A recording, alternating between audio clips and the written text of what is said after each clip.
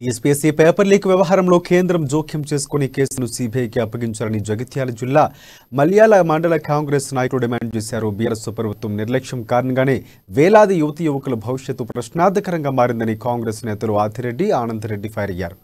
KTR PA Tirupati, హైదరాబాద్లో వ్యవహారం నడిపిస్తే ఇక్కడి నాయకులు మంచివాడని వెనకేసుకురావడం ఏంటని ఎద్దేవా చేశారాయన.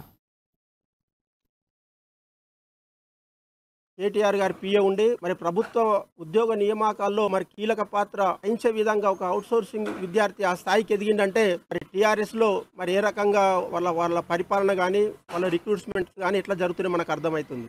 దొంగలు భుజాలు దడుముకున్నట్టు, ఉళ్ళు పంచుకున్నట్టు, దొంగ అంటే భుజాలు దమ్ముకున్నట్టు వీళ్ళు తిరుపతి అనేటోని ఒక వ్యక్తి తిరుపతి అనేట ఆయన పిఏ వాళ్ళ తండ్రిని పొల్లు ఈపంతా వాళ్ళు కొడితే కూడా సప్పుడు చేయాలి ఆ ఊరోళ్ళు. అట్లాంటిది ఈ ఉద్యోగాల దాంట్లో మా తిరుపతికి ఏం సంబంధం లేని స్టేట్మెంట్ ఇచ్చుడు టీఆర్ఎస్ నాయకుల సిగ్గుచెట్టిది. అసలు మండలానికే వీళ్ళు చెడ్డ పేరు తెచ్చే విధంగా మన తెలంగాణ ఏసీఎస్సీ పేపర్ లీకేజ్ విషయంలో కేసీఆర్ ప్రభుత్వం కేటీఆర్ కూడా ఎలాంటి విద్యార్థులకు హామీ ఇవ్వడం జరగలేదు. దీని విషయంలో కూడా తక్షణమే మన పిఎస్సీ చైర్మన్, సెక్రటరీని కూడా తొలగించాలని ఎన్నో మార్లు మనం